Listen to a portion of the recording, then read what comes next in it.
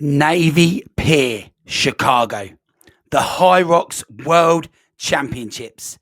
A 3-year wait. Is it over? Standards at World Championships and the new sled carpet turf.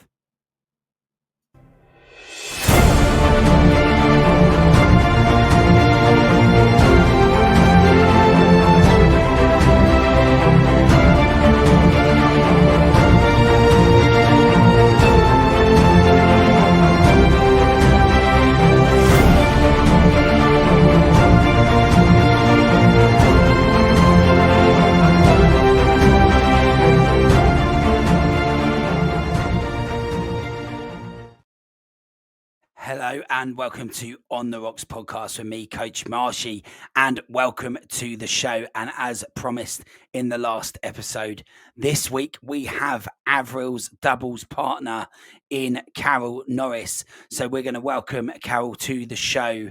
Welcome, Carol. We are slightly different this time round, where Carol is here with me in the studio. So let's head over and welcome Carol. So, Carol, what does it mean to represent your country?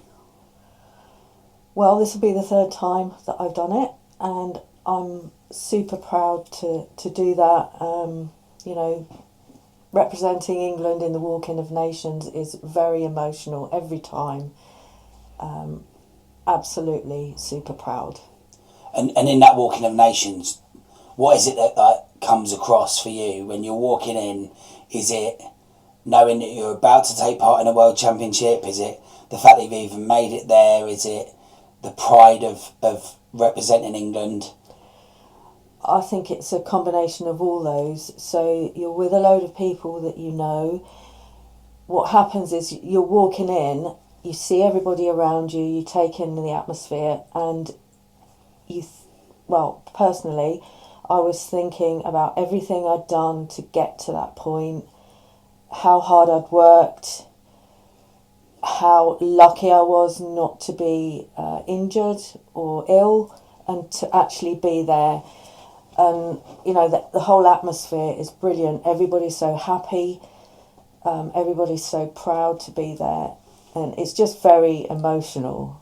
I was trying to explain to the other girl, to Sammy and Alice, who were with us, what it would be like, and you can't explain it until you're in it, how emotional that is. Yeah, and just you bring up a point there about like being healthy and not being injured. What was the reason that was sort of on your mind in the Walking of Nations? Well, firstly, the partner, Wendy, who I qualified with for the doubles, couldn't make it, so that was really sad for me. Even though Avril kindly stepped in to do that with me, it was just sad for me that Wendy wasn't there. Also, we have an over 60s Facebook group, which is huge now. We've got 500 or so members, and in the run up to Worlds, a lot of people were saying how they'd qualified and they'd planned to go, but they could no longer go because of ill health or injury, or they were going to go but they weren't going to perform very well because they had an injury and they were just going to race through the injury. So I just felt really lucky that I had nothing went wrong in the run up to Worlds for me. And you feel like those stories from out there of people not being able to necessarily make it emphasised the privilege it was to be there? Yeah, absolutely. I would have been gutted if I had been injured and couldn't make it, particularly if I'd already booked my flight and accommodation and everything. And, to be at home and watch it from home, knowing that you should have been there, that would have been hard. Yeah.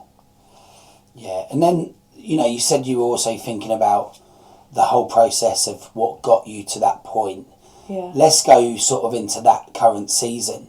Take me back to that Birmingham October event. Birmingham, we're October 2024. It's the start of the new season. Take me back to sort of how you're feeling. So I qualified. Yeah, I qualified at Birmingham, didn't I? Yes, I did. I qualified at Birmingham in a solo.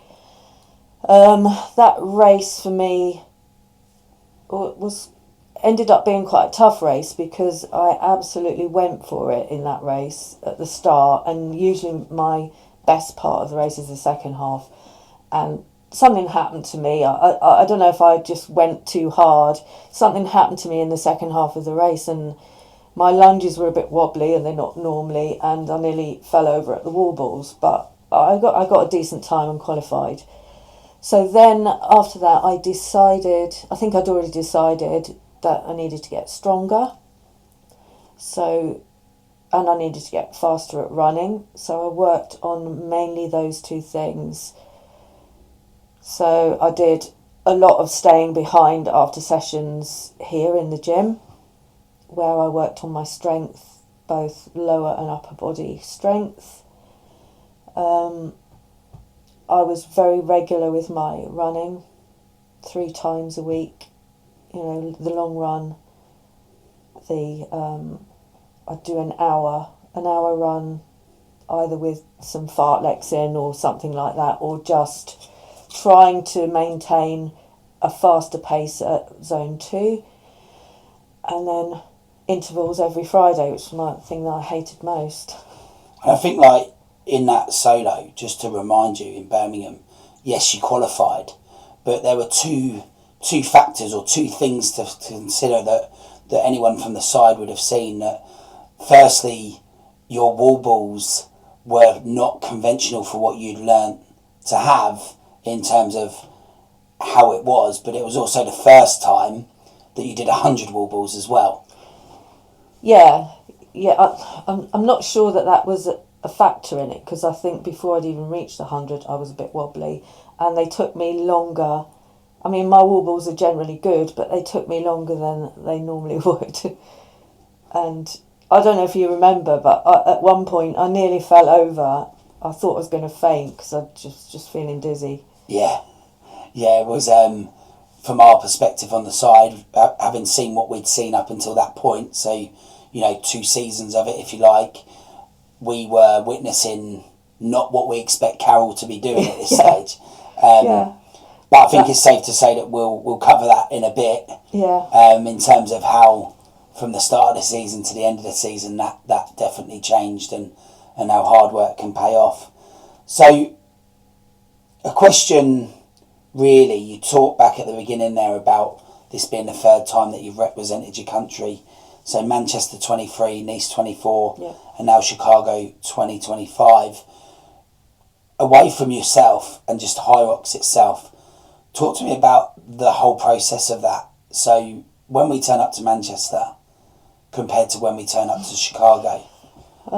Chalk and cheese, really. So we turned up to Manchester and we knew no one. We were very naive. We knew nothing really about the whole sport. Bear in mind, I'd only just qualified in my first race 3 weeks before that, got thrown into World Championships. So it was, I don't know if you remember, we were sitting in the stands and we knew no one. We didn't even talk to anyone hardly. Then at Nice we knew a lot more people, and it was much more familiar. We knew all the Elite 15. In Manchester we had no idea really who these people were. Watched the race, and I learnt a few things by talking to people next to me. And then in Chicago, it was almost like a home from home. You know, we were away the other side of the world. First day, walking across the road, we ran into people. You went out for your run, bumped into Meg and Benny and Kate Davey or whoever, and it was just like wherever you went, you saw people you knew. It was like a community party abroad, wasn't it? Yeah, even on the plane. Yeah. You know, we had Faisal on the plane, Sarah Holden. The guy sitting next to me was the head judge who ended up judging me in both my races, I think. Yeah, no, actually, you know, specifically talking about Sarah, I remember sitting in a stand at Manchester, as you say, and you pointing out to me as she ran round, that's that lady on Instagram. Yeah, I knew Sarah Holden. I knew her from Instagram. And then there we are in the immigration queue having a chat. Yeah. Like we're used to seeing you. We talk to you a lot. We're part of this community. She's a big face of the community. Like, that was a big change for HYROX. Yeah. And that was kind of like our perspective. But like, what about the show that HYROX put on? So in Manchester compared to Chicago with Nice in the middle, they're not the same. No, it gets bigger and bigger, doesn't it? Every year. Manchester was fewer days, I think. I can't even remember, to be honest, how many days that was. But smaller, not as many people. The whole Elite 15 thing has become a big spectacle now.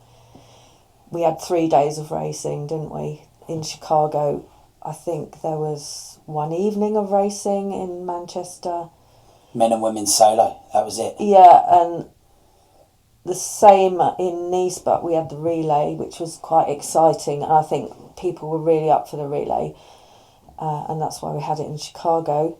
It was a very exciting race both times. The relay didn't let us down, did it, this year in Chicago? No.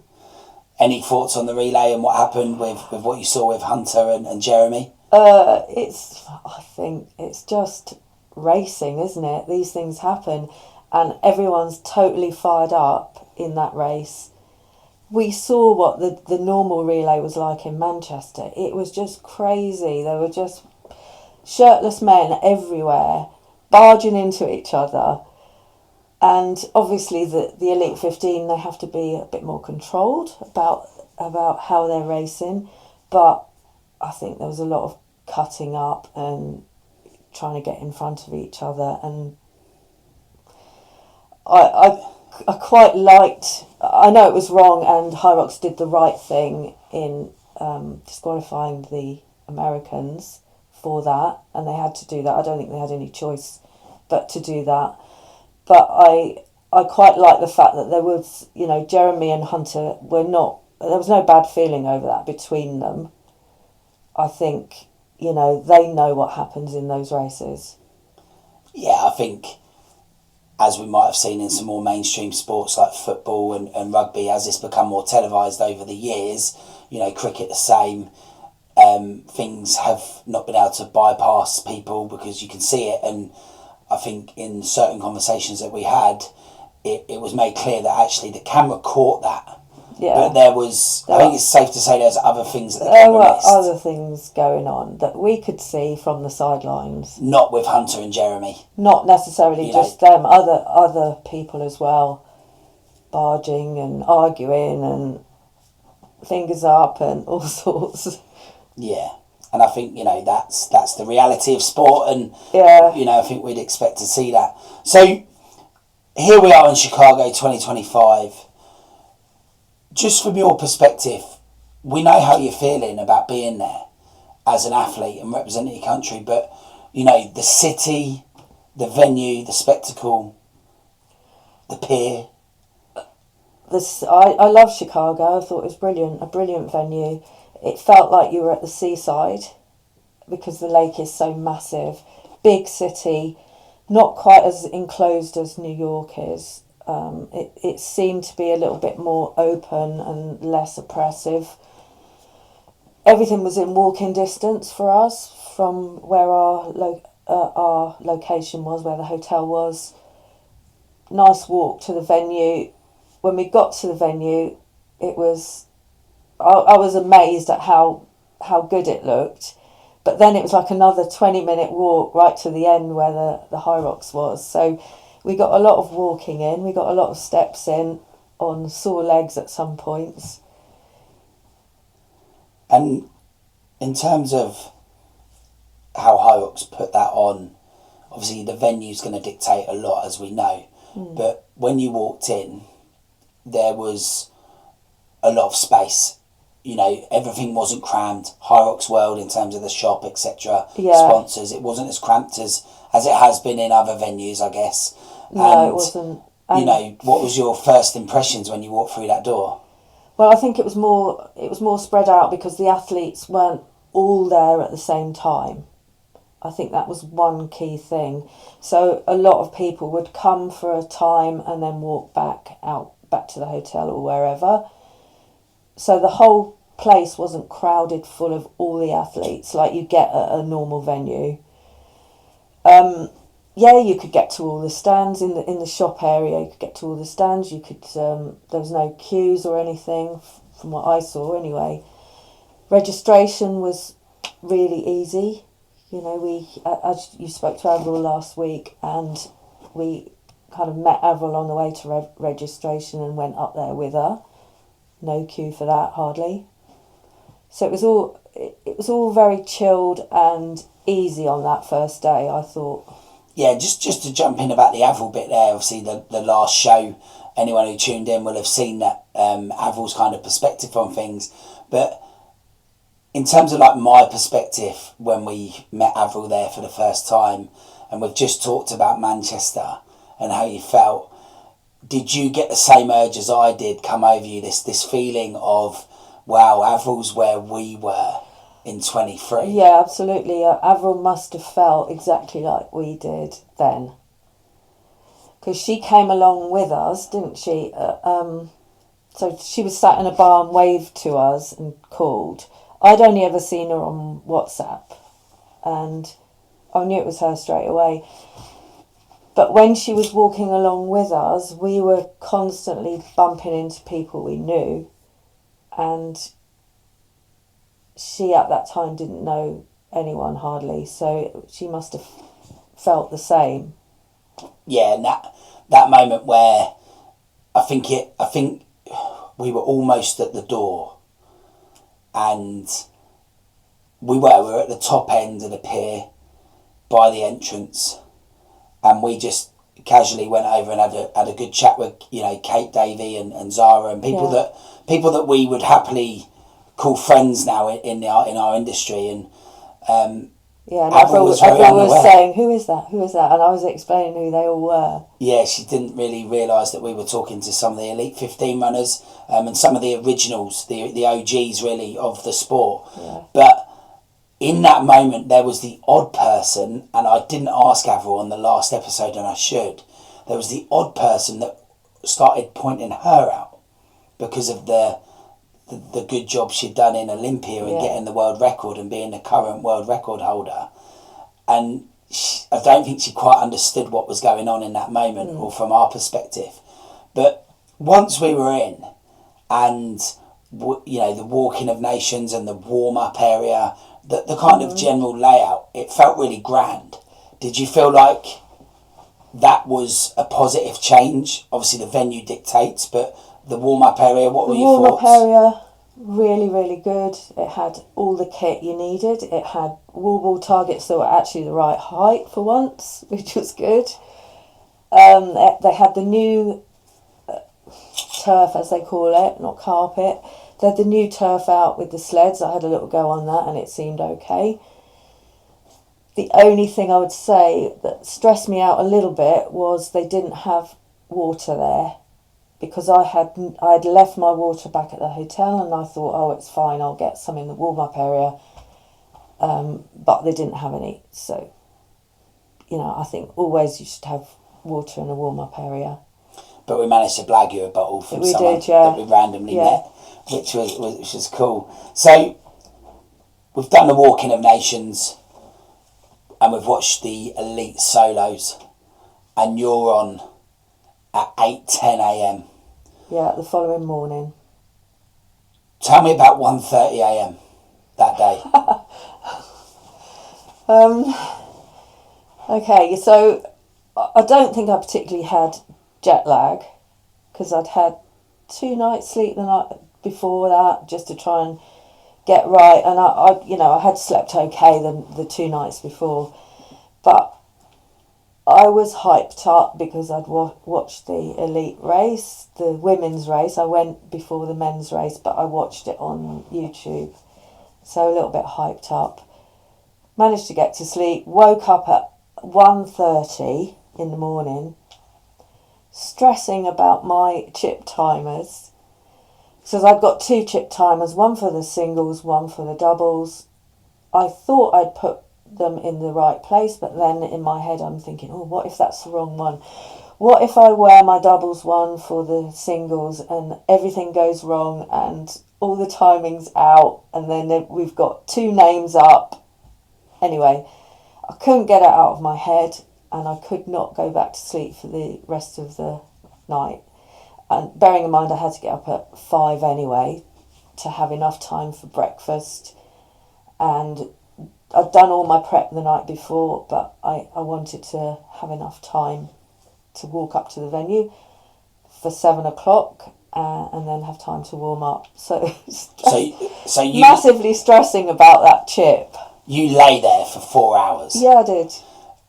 To anyone that's kind of tuned into this and they're maybe newer to the sport, is there anything you can feed back to them about what you learned in that moment? Well, I did actually tell myself at the time, I can sort it out when I get there.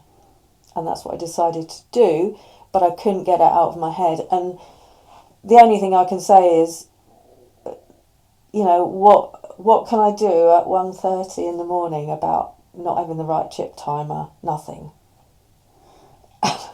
And then so I was grumpy when I met you to walk up there. So we walk up there at 7 a.m. You know, well, you wanted to get there for 7 a.m. So we meet outside at 6:15. As coach and friend and there with you, I make sure I'm out there at 7 minutes past. Mm-hmm. You come down, you mention your water straight away. Yeah. We never managed to get one until we bumped into Team Scotland and asked them for one. What did you think I would think of how you were being on that walk, and how Till Shank would have thought you'd have been when he joined us? Well, I knew that I was really stressy and I couldn't really focus on a conversation, and I knew that you were trying to change the subject and get me sort of my head in the right place, but I was just really, really nervous and stressy. Yeah. And I think I apologised to you later, actually, for being like that on that walk to the venue, because I know I was really grumpy. So the warm-up's done and you're in the start tunnel for your 3rd solo World Championship. Manchester 23, missed a lap. Nice 24, an extra lap.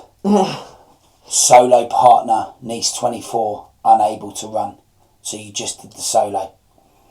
So here we are, 2025, and you're doing a solo, knowing you've got a doubles in 2 days' time as well. Yeah. Previous positions, 4th and 3rd. What's going through your mind on that start line?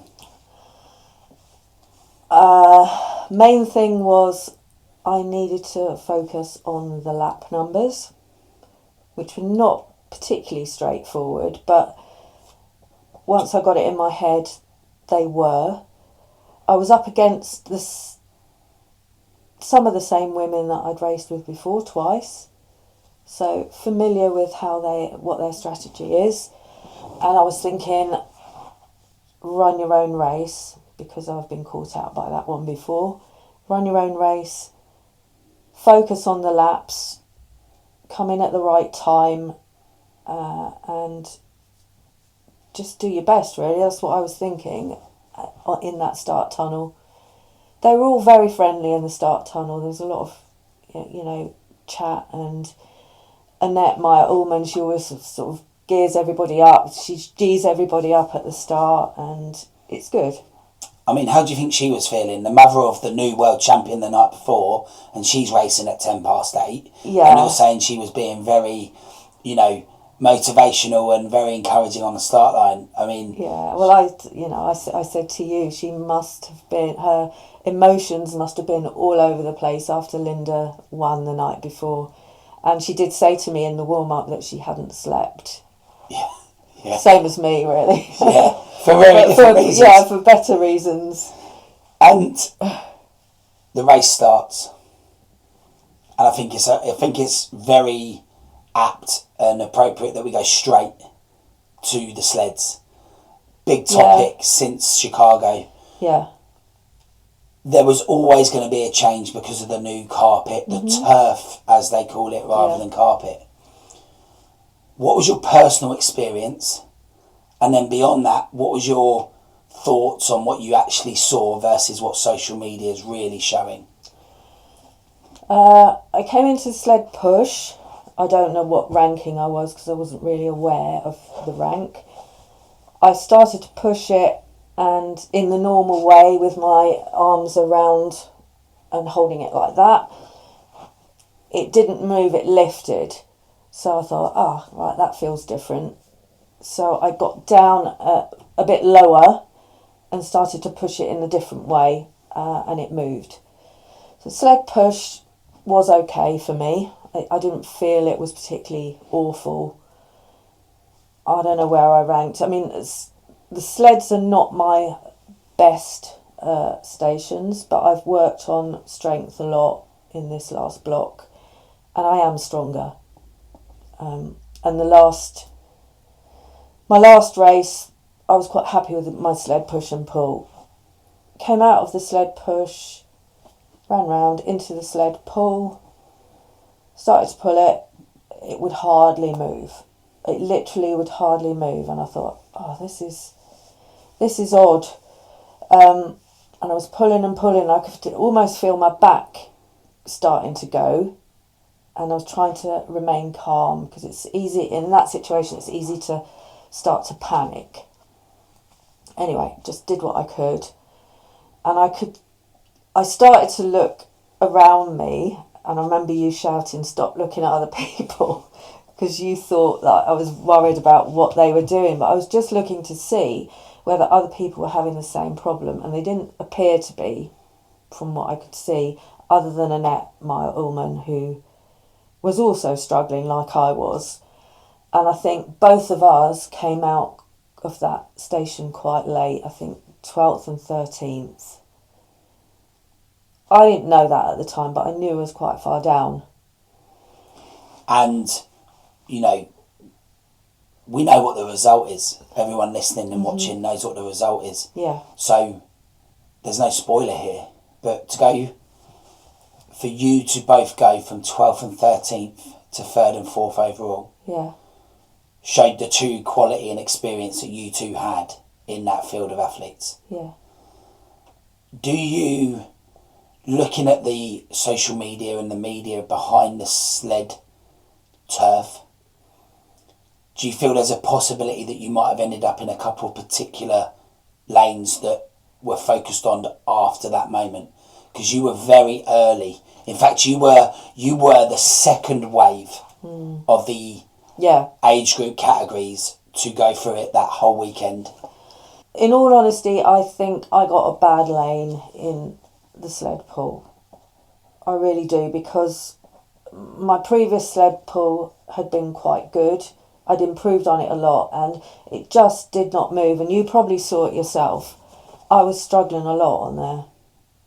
Yeah, and it was interesting to, perhaps we didn't notice at the time, like I said, you were second wave. But as the weekend went on, lanes would disappear.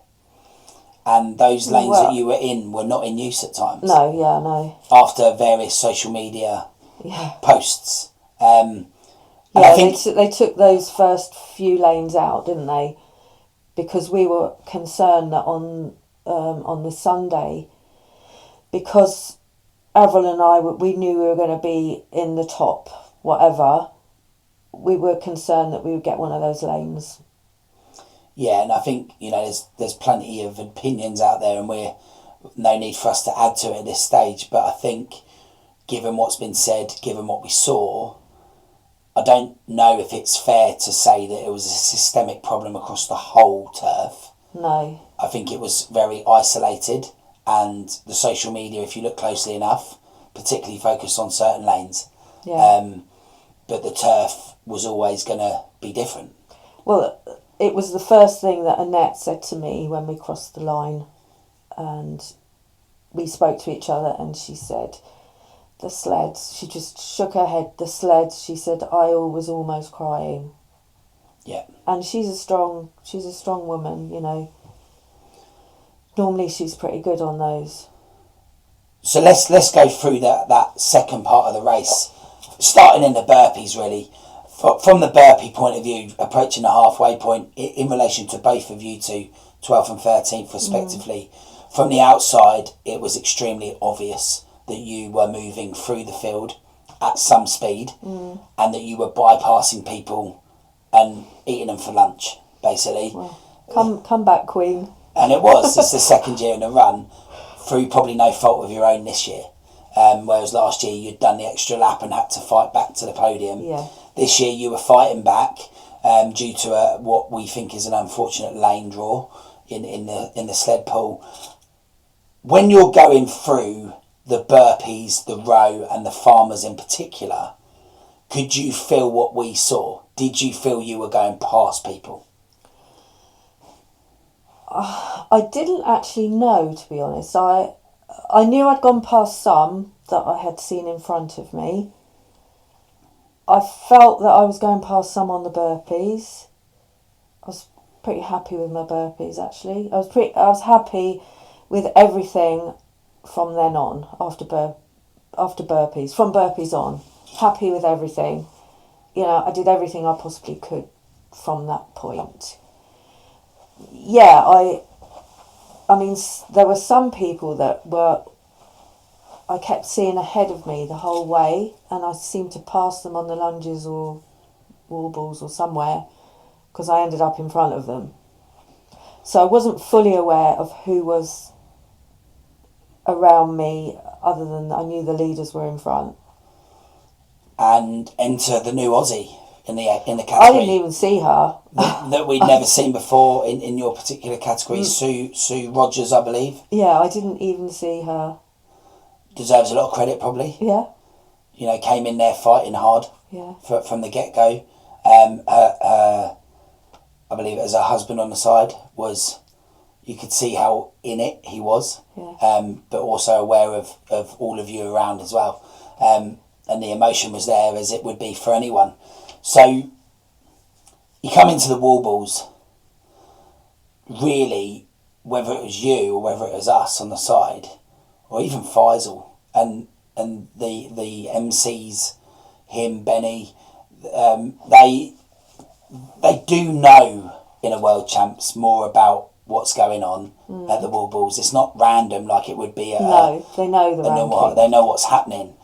And Faisal also wasn't that aware of where everyone was, because it was quite, you were quite spread out because of the wave before you, I guess, and a lot of you had beaten the previous wave to the wall balls. Yes. So when you're in there, are you worried about that? Are you thinking about it, or you just got a job to do? No, just had a job to do. I didn't really know what my rank was at that point. I didn't even know where I was coming into the wall balls. I knew that at least Maria and Annette were in front of me.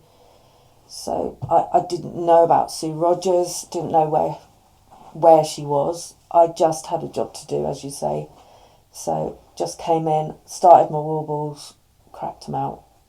Yeah, and control the controllables, and you did that. And we'll go to the end in a minute and how you felt in terms of what you were thinking and what you said to us and what we agreed before we saw you that would have happened. But just a word on judging and standards. I've got one simple question. At a World Championships, should everyone be able to meet the full standards? Yes. Yeah, I feel quite passionately about that. I can meet the standards. Most people can meet the standards. Some people can't, and you should not be given a bucket, I think, at the World Championships. You know, if you can't squat below parallel, you need to work on your squat depth. Simple. Yeah. No, and I'm happy to agree with that and put that on record. You know, my wall ball time was ranked second in that race. The person that had a bucket was ranked first in their wall ball time, which I don't think is right. Does it degrade the award of world champion? It would for me if I was in that position. If I had won the championships with the help of a box, or, I mean, I don't even know if they repped her for not getting low enough, because she did a lot without the bucket. And actually, the bucket doesn't make you squat below parallel. And because we've gone into it, you always say to me, just because we're older doesn't mean we should be let off. Yeah, totally. I don't think, unless you're looking at, I don't know, someone that's over 70 maybe, and there's only 2 people in the race, but this is a competitive race. There are lots of really good women now in 60 to 64 and 65 to 69 now. They should be able to meet the standards. They've changed the rules now so that we are going to use pro. So meet the standards. You expect us to do pro, expect us to meet the standards. And just to remain objective and balanced, you're pointing that out because you're passionate. You don't actually believe, if we look at the real time differences, that it would have mattered for you personally. So it's not that you're being bitter about it. No, it wouldn't have mattered for me. I was happy with my race. I did everything I could there. I feel a little bit like second and third were cheated out of a position because it was very close, I believe. Yeah, I think that's fair to say from the side. And that's not being critical of an individual as a person. That's just stating what was seen. And upon review, it would be interesting to see what HYROX's comments would be. I don't want to take away the fact that the winner is a brilliant and very good athlete. And world champion 3 times in a row. Yes. But I disagree with that ruling at the wall balls. Yeah. And the bucket was brought out by a head judge, because we saw it in the video. Yeah. We had it in the live stream, so I've looked back on it. Yeah. So the solo's done, and you come out, and there are many sports psychologists out there now, and one particular theory, the chimp paradox, would talk around the idea of, can you honestly walk away knowing that you did your best that day, and that no matter what, you can be proud of that? Yeah. And I think, where were you in relation to that kind of feeling? Well, I felt like that. I felt that I had given it my all. I didn't let the sled thing dwell. I'm never like that in a race. If something goes wrong or doesn't go my way, I don't think, it's all over now, I'm going to give up, or anything like that. In fact, it fires me up even more to push harder. We saw that last year in Nice when I did the extra lap, and then I had to bring it back. So, yeah, I knew I'd done my best. I couldn't have done any more. But I probably, I think I said to you, are you disappointed? Did I? Yeah. Did I say that? Yeah, and myself and our other Purple Army members that were with us, we felt the same as you, that you'd had a great performance. You'd come fourth, and we appreciate a world champs that fourth. Some people might look at that and go, you missed out on the podium by 1 position, it's better to come fifth, because at least you're not thinking about it. But we, in our discussion, we were very much proud and thought you'd done the best you could. We just had a question lingering, but you've covered it there, about the sled pull. But you made that choice that you weren't going to let it linger. I absolutely did not let that affect me at all. And we were worried about what you thought of that moment in that race, to go, is that... We didn't want you to put that and ruin it. No. Is kind of where I was at. Whereas we thought you had a great race, and you did. So that's all done and dusted.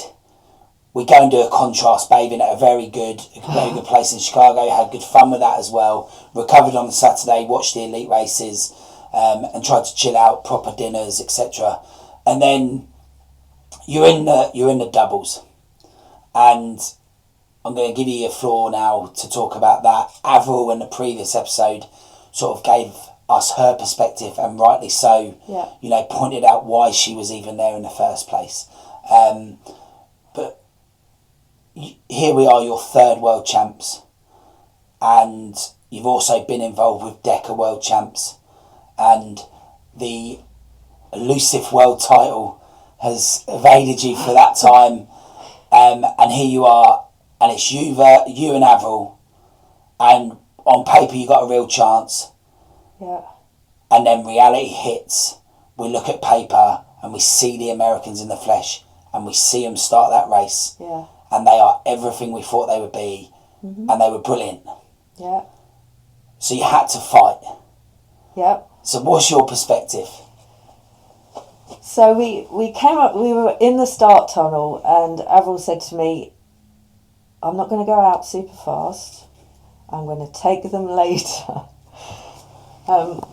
So we didn't go out super fast on the first run, which was actually longer than the other runs. We came into did we come in second to the ski, or third even? Third. Yeah, there was another, I think it was the Dutch couple. Yeah, Dutch couple, yeah. Were ahead of us for a little while. Did really well on the ski, and then I'd say probably on the third run I got to suss out what Avril's technique was, because bear in mind we've never raced together, never even trained together. So every time we came out of the station, I would run out probably faster. Avril would sometimes grab a drink and she'd be behind me. So on the first two runs, I held back a little bit and waited for her. But then I realised that she's like a little pocket rocket, and she every single run, after probably about half a lap or one lap, she would come zooming past me, and she's such a fast runner. So she'd go ahead of me, and I'd be hanging on for dear life, trying to keep up with her, which is good because she made me run fast. And you look like you were hanging on for dear life. Yeah, I know. I looked like I was dying, I expect. Our members on the live feed that know you well, yeah, thought you looked very comfortable and in control. Did they? They couldn't have been any more wrong. No. Well, I was hanging on. So every time we came into a station, I think we handled it really well, actually, the split, because I think Avril took more of the sleds. And then from then on, we pretty much we took half and half, I think. I don't know. I remember you shouting from the sidelines whenever you thought Avril should be taken over, for me to be more rested for the running. Burpees, I've looked at our splits, we're super fast on the burpees. It's an interesting perspective as well that I think we should bring into the conversation, that Avril trains at her son-in-law's gym, daughter's gym, and Avril has a coach as well as them. You have me and all of our experience together through this journey. Mm-hmm. And what was really interesting is, for a bunch of people that had never met each other, the agreement on how it should go. Yeah. Before and during. We did have a plan. We didn't stick exactly to the plan, but it was not far off. And what I found really interesting was not only what I thought I should relay as the person there, but what was coming through to me on message or on the live feed was the same. And there was a lot of performance analysis going on very quickly. Uh-huh. You know, I felt like Greg from the Rox Life. It was like, we're looking at this data, and you had, bless her, and we're going to talk about Wendy in a minute, but yeah, Wendy feeding me stuff as well on the live feed. And what was really interesting was you would be up to 90 seconds behind on a run. Yeah, so the American pair, they were really fast runners. But when you look back at our data, we were I would say we were faster on a lot, the larger proportion of the stations, not all of them, but we were faster on at least the farmers, the lunges, the wall balls, not the row, burpees we were. Yeah, and I think that gap would close a lot, and that was really obvious. I mean, we were chasing them the entire way. Every run we came out on, we were trying to catch them. I was trying to catch Avril. And on the running aspect, there was quite a bit of concern. There was a little bit on the live feed, if I remember rightly, but straight away, myself and a couple of others that were invested in that race, that were on location, we were starting to get concerned because we knew there was a timing mat in the corner. So there was 2 timing mats. Yeah. Did you hear us shouting? I did, but I couldn't do anything about it. Yeah. So I heard you shout that Avril was too far ahead. I couldn't catch her because I was sort of like running as fast as I could. But I could also not call to her to slow down because she was a little bit far ahead. But as she realised... HYROX put things in place to make sure and time penalties are awarded correctly for the right things that need penalising, and you guys weren't guilty of that. Yeah. But just worth noting, because we've brought it up about distances between, the way they laid that out for anyone who actually looked at it, it was very clever because it stopped that gap being huge very early on in the run. Yeah. So you couldn't do it, and then it would be just before 3/4 of a lap to go before the in as well. Okay. So it was almost like at the first quarter and the last quarter of the whole run, they were checking whether you're in the right place, and that was really good. I thought it was really good, and I thought it worked really well. Because we do see in doubles a lot of standing still at the arch by people because they've just ran off, and that's not the rules. And it was great that you guys became savvy to it, were clever enough to deal with it. But it was an interesting observation. But in Avril's interview, she mentioned that she swore at me. Well, she did, but I honestly don't mind because it made me run faster. Yeah, and we're going to ask you a question directly about that very soon. But just before we go into that and we go into the wall balls, anyone who's done a HYROX will tell you that you know the crowd is there, but you're kind of focused in on what you're doing. But was there anything that you kind of heard from me or from the side that you thought was a bit out of the ordinary? I heard you call and say that before we came into the lunges, which was that the Americans, I'm not going to say exactly what you said, the Americans aren't so good at lunges. We know that we're really good at lunges, both of us. So there were multiple comments on the live feed with data coming through about what they had done in previous versus what you guys could do. So we felt really crucially we needed to change how you did the lunges, which for anyone who watched the live feed will understand the animation of us on the side to try and get that point across was there. We did manage. Didn't you tell Avril to finish the lunges so that my legs were fresh? Just so you had half a length. That was exactly what happened. Yeah. So bearing in mind what you just said about Avril having a big word with you and you didn't mind it, there is a slight story from the sideline that our inclusive Purple Army that were present didn't overly love it, and I had to tell them, no, this is the World Championships. Yeah. Carol will be fine with it. Yeah. What does it take to be a winner? It takes that. It takes absolute determination, drive. We're both very competitive. It's so good that Avril's just as competitive as I am, because we may not have won it otherwise. And she said, we were a great team. She said on her interview that she had to apologise to you when you came across the line. Did you even care? No, of course I didn't care. I didn't care. It got us the world championship. So let's jump forward back to that bit then, into the warbles. Now, for anyone who doesn't know your story, you and Faisal have some history on the warbles. He was well aware of Avril because of Avril's media coverage before the world champs. And then he's very aware of you anyway, good friend of ours when it comes to the HYROX community. And he was aware that you were together. So he knew you were coming in. Yeah. Just unpack the warbles for us. There's 101 leading questions that I could ask you right now, and I'm not going to ask any of them. What happened? You go through the archway. Go. Ran through, saw the Americans were there, clocked them very, very briefly and thought they're not great at warbles.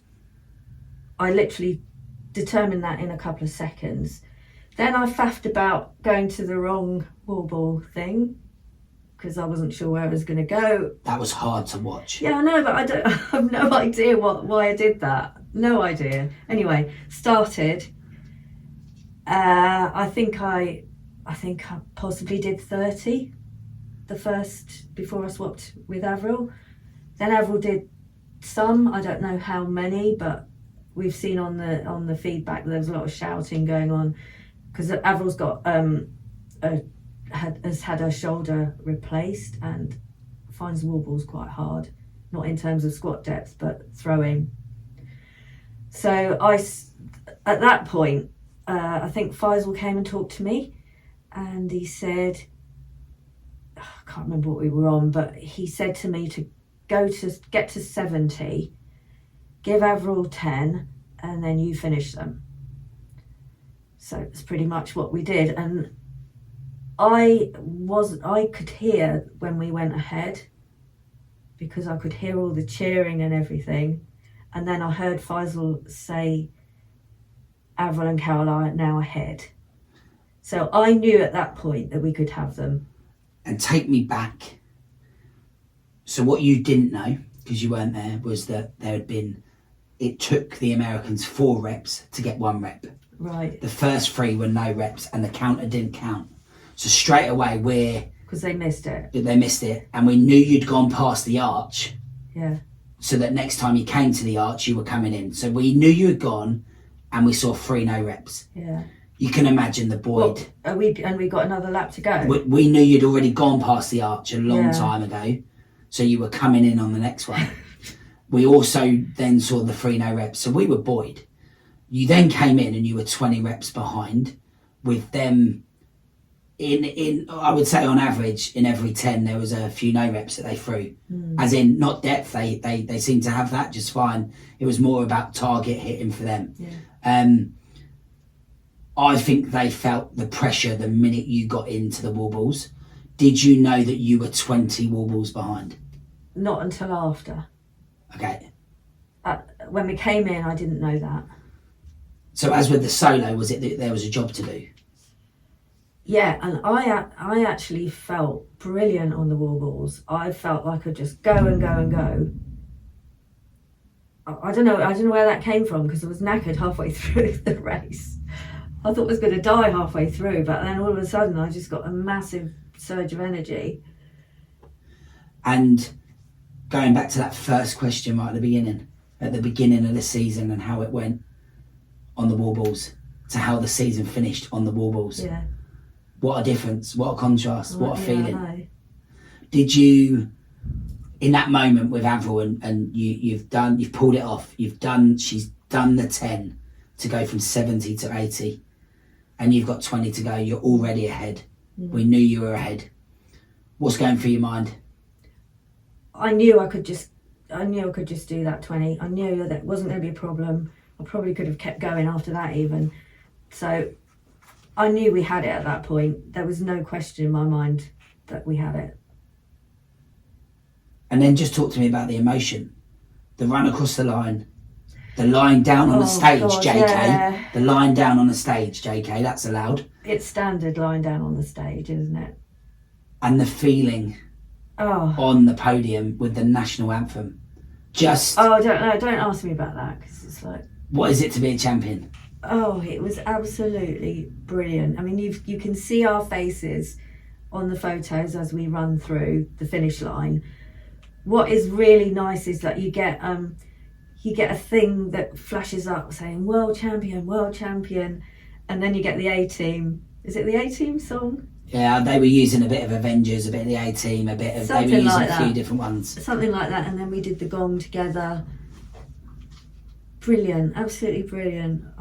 What a moment. Were you, or would you have even been aware of the emotion on the live feed and on the sidelines? I could hear the shouting, obviously. I could hear the just 10, and all the screaming. That must have been so hard to watch.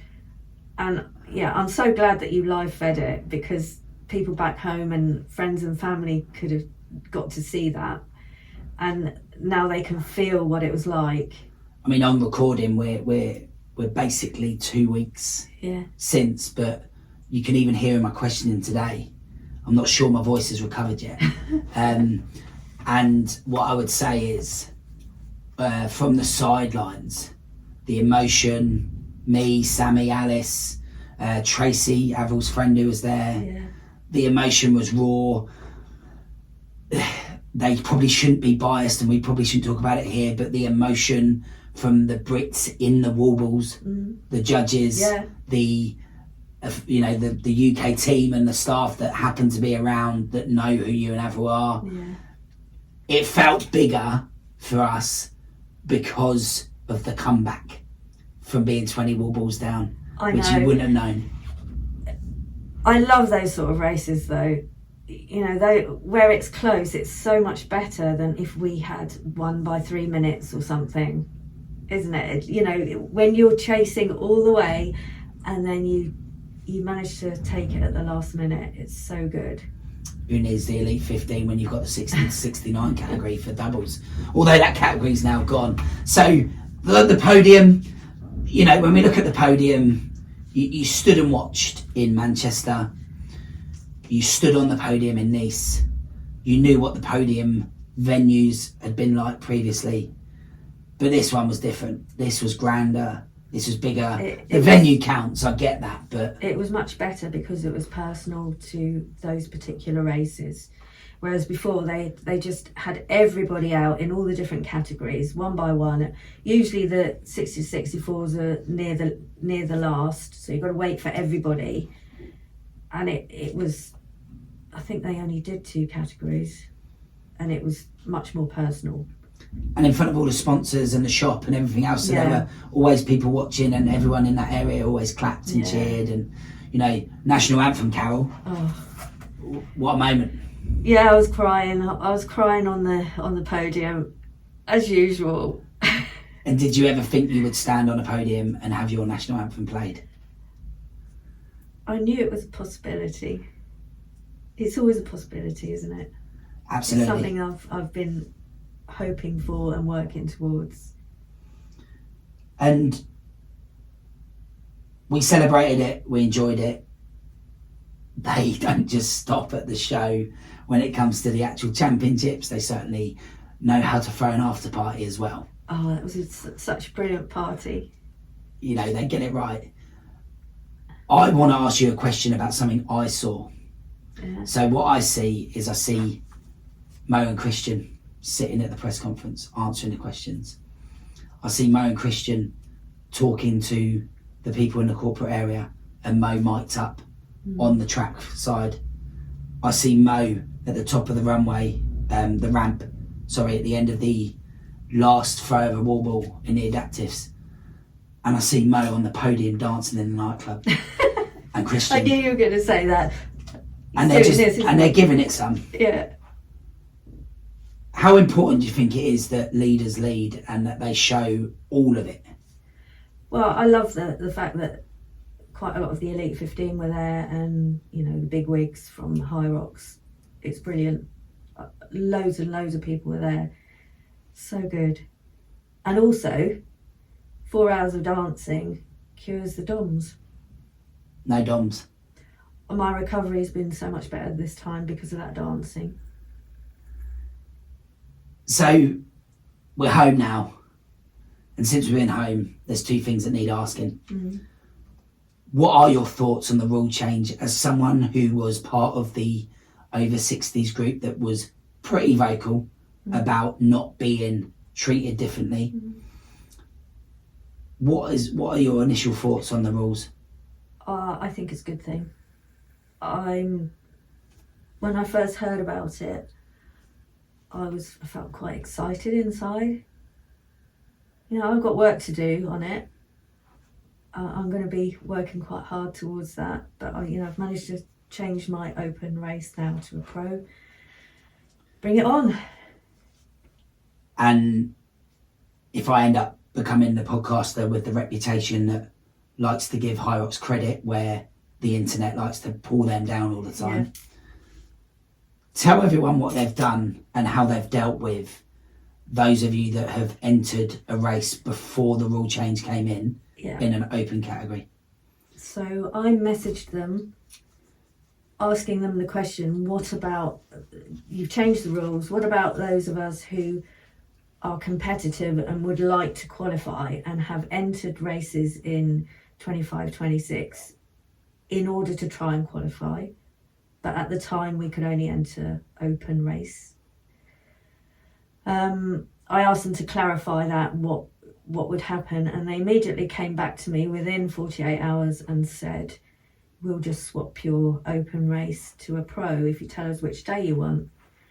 I asked them another question about qualification. Would there only be qualification slots in pro? They came back with yes, that is the case, other than the championships. So that's all clear now, and now they've changed my ticket free of charge. So I think that's pretty good. And do you think it sums up how HYROX learn quickly? Yeah, I mean, everyone was expecting them not to reply and it to be difficult and no clarification, but we are clear on what the rules are now, and that I think they've acted in the right way. And for those that aren't perhaps in the WhatsApp groups, the Facebook groups of the 60 plus year olds from HYROX, safe to say your fellow over 60s have had the same experience as well. Yep. Yeah, several people have written to them. That there is a correct way of writing to them, I've discovered, and that's through the contact form. You can't just email them. You have to write through the contact form, then they will email you back, and then you can have a two-way conversation with them. Yeah. I think the mistake people make is they try and email some random HYROX address and they don't get a response. Yeah. Yeah. And then let's finish on this. At 62 years old, what does the future of racing look like for you? Well, I'm just going to carry on trying to get better still. Who knows, it might still be possible. I'm going to be 63 in September. The competition is getting harder. There are younger women coming up into our age group, but that's just the way it is. It's good to have healthy competition. It just makes you work harder and get better. Stockholm 2026? Well, I'm booked into Birmingham in a pro race. It'll be my first. I'm on the waiting list for one as well. I'm just gonna have to see which tickets I can get this year, because obviously it's difficult getting tickets now. And then just a word. I'd like to do doubles as well. Just a word on Wendy, unable to make the start line with you. You qualified with a world record at the time. We did, which stood for quite some time. And then she was unable to attend the World Championships due to an injury, quite a serious injury. But from my perspective, was the best sport about it. All she wanted was your Neville to win. Yeah, absolutely. She was our team manager, pretty much. and she was stats girl as well on the live feed. And when she's back to full fitness again, we'll race again together. In a pro? Yeah. Well, we're down for Deca Fit, but whether or not she'll be fit by then, we'll have to see. Brilliant. And should anyone want to kind of pick up this journey and follow you now and see what Carol does in the next season of HYROX and beyond, where can they find you? Instagram is the best place. So it's Tournesol Fitness. So TOURNESOL. That's French for sunflower. _fitness _ with _ Carol. We'll put it in. Tournesol Fitness with Carol. We'll put it in the description. But thanks for coming on again. Thank you. You currently hold the record for 3 appearances on the podcast. 3. You've had 3. I have, yeah. So I'm sure some will be looking. Well, it to catch helps you up. that I'm actually in the building, doesn't it? It does. And obviously our new setup, if people are able to be here in person as well. First time doing it this way. So thanks for being involved with that, and thank you. We'll go again. And thanks for doing all the live streaming at Worlds. Cool. Much appreciated. No, yeah, thanks for the entertainment. And there we have it. Lots of interesting points, lots of discussion, lots of debate that I'm sure will continue to go on into the next season and beyond in the HYROX world. And this is why we love our sport. Your sport, my sport, our sport, HYROX. So if you enjoyed the episode and you think there's something in there that someone needs to hear because they can learn from it, or you think it might inspire them to get off the couch, or whatever it is, please pass that on. And please always like, share, comment, and leave those comments in there. Mean a lot to us because we're just a small identity and we just love to hear your thoughts on the episode. And any questions that you might have, I'm sure Carol will look at the comments and can answer those for you as well. But from me, thanks for tuning in. Thanks for listening again. And we hope to speak more here on The Rox.